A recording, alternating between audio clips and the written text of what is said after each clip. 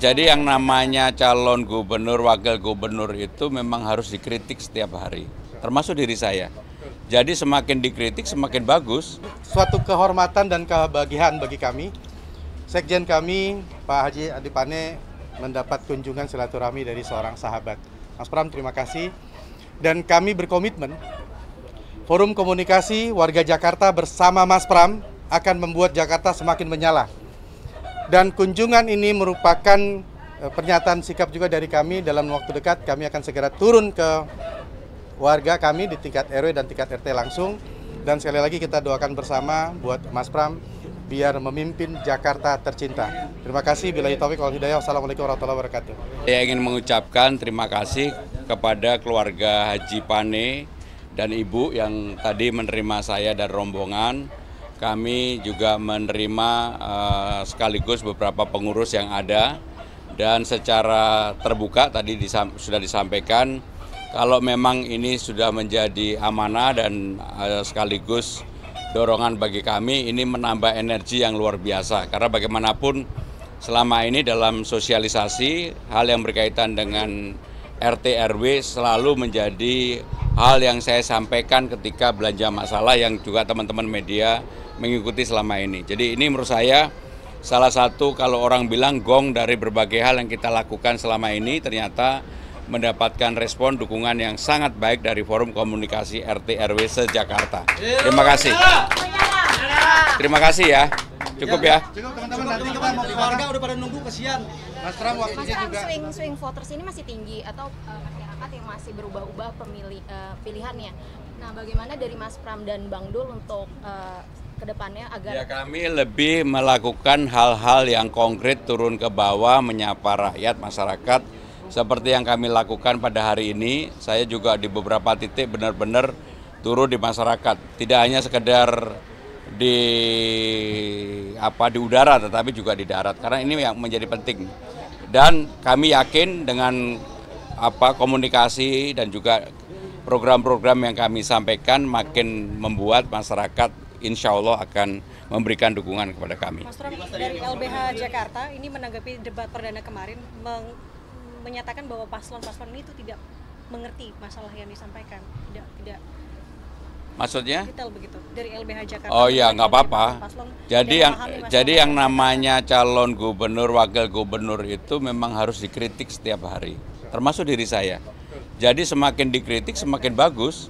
Saya malah mengharapkan suara-suara seperti LBH, jangan hanya LBH, tetapi juga institusi lain. Yang paling penting adalah supaya membuka ruang yang lebih luas kepada masyarakat, siapa pemimpin yang memang bisa menjawab apa yang menjadi pertanyaan dari lembaga-lembaga tersebut secara konkret dan bisa diimplementasikan di lapangan. Kalau tanggapannya Mas Pram sendiri gimana soal debat kemarin?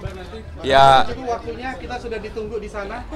terakhir ya, debat kemarin menurut saya sih fine-fine aja, bahwa ada hal yang kemudian orang berjanji itu boleh-boleh aja, dan masyarakat harus dibuat secara rasional apakah janji itu bisa dipenuhi enggak yang diucapkan. Kalau saya, apa yang saya sampaikan, saya yakin saya bisa memenuhi itu ya. Kami sampaikan, tetapi ada hal yang karena ini di Jakarta yang dekat dengan Ancol, pada waktu itu termasuk tadi Pak Haji Adipane menyampaikan untuk melanjutkan gagasan Museum Rasulullah. Dan kalau itu memang menjadi amanah, saya juga sudah bicara dengan Pak JK ketika bertemu dengan Pak JK, maka gagasan untuk melanjutkan Museum Rasulullah di Ancol ini akan kami teruskan dan kami lanjutkan.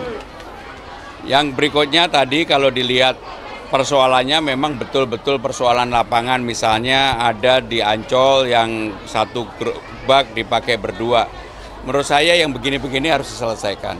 Walaupun kelihatannya kecil tapi harus diselesaikan.